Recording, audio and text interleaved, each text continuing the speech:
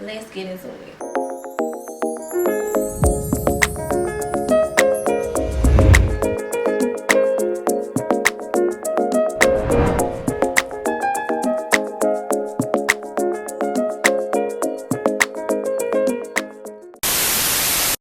Welcome back to my channel. So today we are doing a highly requested video. So without further ado, let's jump right into this video. As y'all can see, I already have my wine because baby, this don't get thanks. Okay, so I'm gonna start off with the more simple questions, and then we're gonna gravitate into more depth things. Start off with, and I don't know if you guys can tell by my eyeshadow color, but this looks really cute. Okay, so one question was, how old are you and what's your sign? So I'm 19 years old and I'm a Sagittarius for like the millionth time, because y'all always ask me this. So the next question is, did you get saline or silicone and why? Okay, so I got silicone. I'll tell you guys my size as well because it really don't matter. So I got 425 cc's. The reason that I chose silicone is because I actually know a few people that have saline and they want to convert over to silicone. Personally, I chose silicone because it feels more natural. So you know, we all want that good grip so they can have, but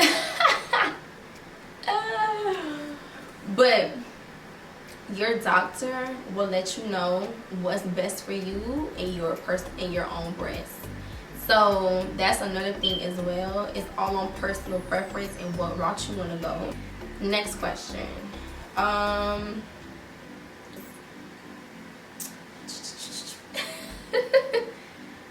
The next question is, how much were your teeth? If you got them done, they look beautiful right away. Okay, so thank you.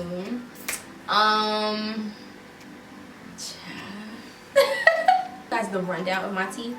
Instead of me just saying like how much my teeth were. Okay, so I got porcelain veneers.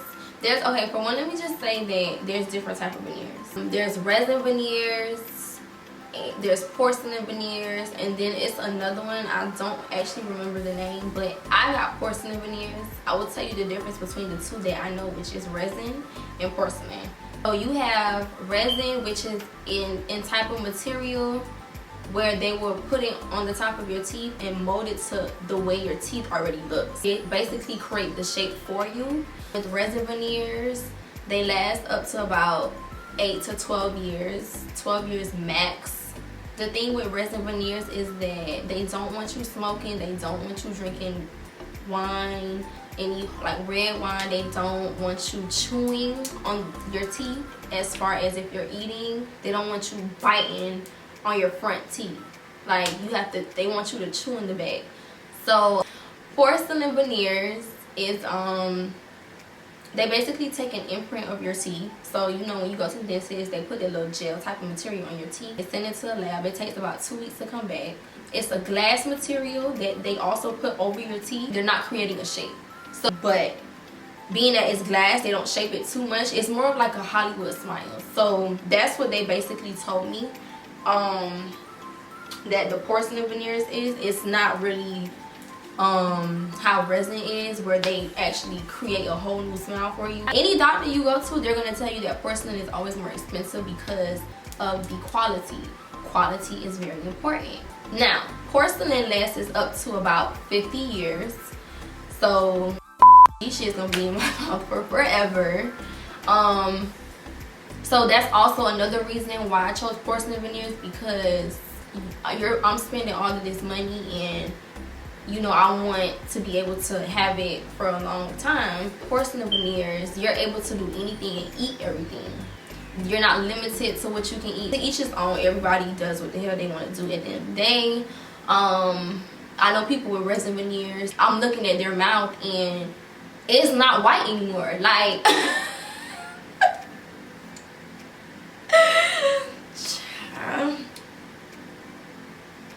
so now to the real question.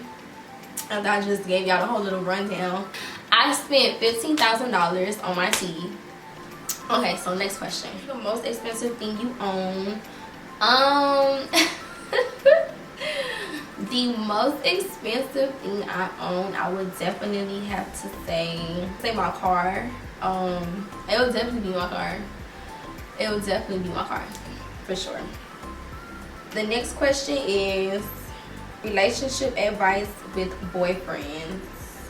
Okay, so okay, personally, if you're a Sagittarius, comment down below.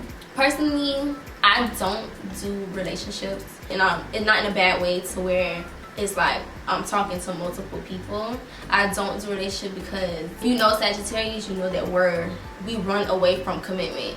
I don't like to be in any or have any serious commitment with somebody. I tend to run away from it. That's my whole thing. Personally, I can't really give advice on dating or boyfriends because it was more in depth of your situation. I would have answered it, and then gave my opinion, but I can't give you relationship advice with boyfriends. So moving on. Okay, so the next question is, what is my favorite online store and my favorite makeup brand? Okay, so my favorite online store, or store in general I should say, that's a very broad question, but I guess I love shopping at, I would definitely have to say Chanel. Like, that's my favorite. Okay, that's definitely my favorite store to shop at. Any designer store, really, it really don't matter. I don't really have a favorite, but what's my favorite designer that I like to shop at as far as brand would have to, like, it would definitely be Chanel. So my favorite makeup brand is definitely Too Faced, Born This Way. That's literally my favorite brand, y'all. That's the only brand I wear. And if it's not that, NARS. NARS is cool. Now the reason that I love Too Faced is because Too Faced is medium to full coverage, which I love. I could put a few dots on my face and it goes a long way. Or build my foundation to get that full coverage that I need. So I can definitely say that Too Faced, Born This Way, is my favorite brand of foundation. Just the whole Too Faced in general, because I use Too Faced foundation, I use their concealer, I use their primer. I think that's pretty much it. But the majority of my makeup that I use to do on my face is with Too Faced products, so definitely Too Faced for sure. So moving on. You want children? If so, how many? One is fine. One is just fine, and I will take whatever, either or, boy or girl. I would take either or. Okay, next question. Do you have girlfriends? I always see your pics alone. I do have 4 friends in total. 4 friends in total. 2 of them are Sagittarius like myself. The other 2 are Cancers. So they balance me out because I have my friends that's exactly like me. Then I have my other 2 that are more calm and reserved. 1 is a boy. And 3 of them are girls. Okay, next question. Skincare routine. I actually don't have one. I wash my face with some regular Dove stuff, y'all, and I drink water and I mind my business. Okay, so did you have a BBL or did you get shots? Yeah. Okay, so this is a question that the whole world wants to know. What I will say is that I did get some enhancement done. But yes, I did get some enhancement done to my body. And yeah, that pretty much answers that question. Next question. How to maintain lashes after install. Okay, so I usually get my individual lashes, and as you guys can probably tell or probably not tell, the person who originally does my lashes, shout out to Take Your Me. So her information will be down in the description box below, if you're located in the Miami or Tampa area. But she is the bomb. Yeah, I've been going to her since forever. It's been forever, literally. Like, literally, it's been forever. So, yeah, maintaining the lashes isn't hard. I just don't wet them the first 24 hours. I don't brush them as often. The thing is, cleaning your lashes is very important. When you wear makeup, ladies, with these individual lashes, take some, matter of fact, let me show y'all what I use. Yeah, so I use literally some baby wash. This is some baby wash, tear free, and gently cleanses. Gently cleanses. Okay, so when I have my makeup on, I put a little pump like on the brush, and then I'll go like this so that the soap can soak up on it, and then I'm just gonna go like this on my lashes and brush all the makeup that's in my lashes. It's very, very important to clean your lashes, ladies. Your eyes in itself is very sensitive. If you have makeup and all that type of buildup in your lashes, your eyes are gonna get irritated. So it's very important to clean your lashes when you have makeup on, or when you're taking it off, whatever the case may be, whatever. Very, very, very important. Very important. Somebody also asked me my nationality.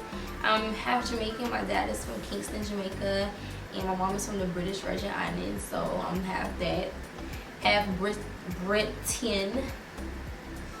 And speaking of the devil, she's not the devil, but speaking of. So I'm trying to think what I want to eat.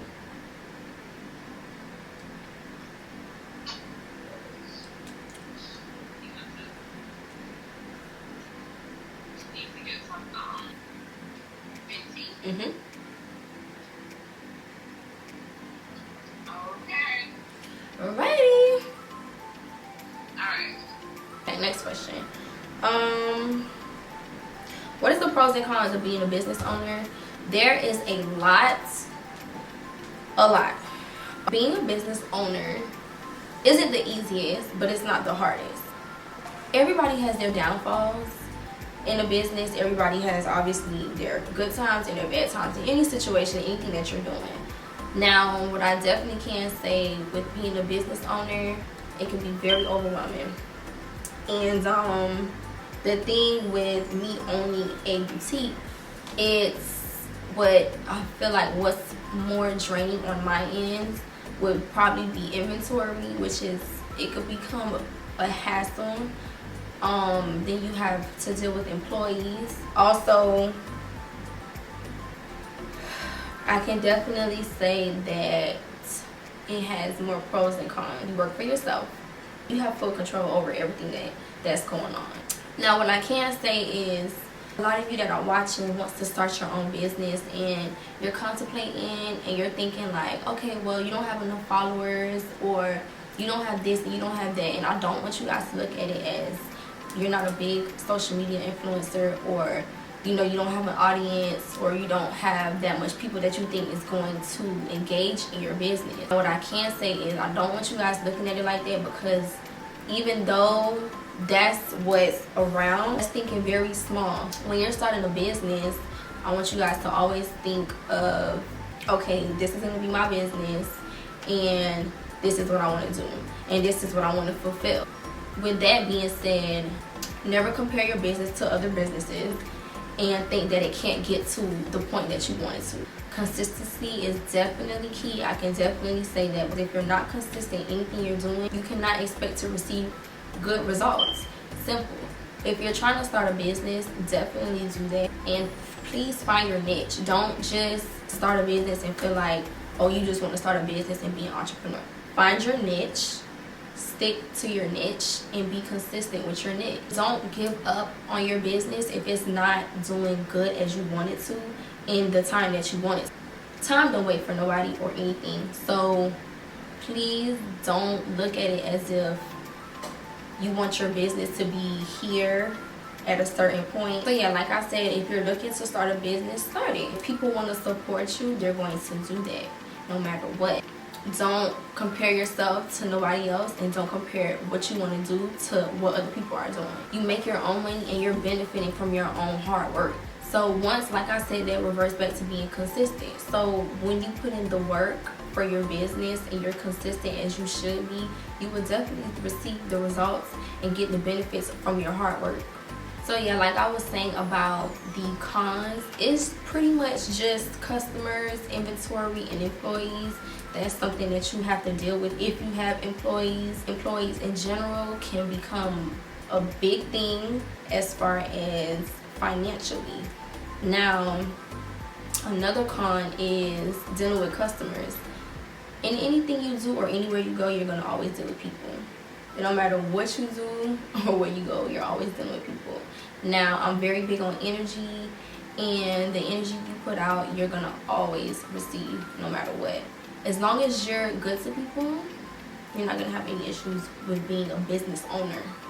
Now, you can't be nasty to people and expect for people to buy your shit. That's not going to happen. You can't sit here and think you're up here and you're with all these high prices. It's like I was saying with the whole competition thing. Now, a lot of people that are entrepreneurs, it's definitely okay to look at yourself like you're up here, but if you're not up here financially, mentally, then you're down here no matter what. Okay, so my camera's out, y'all, sorry.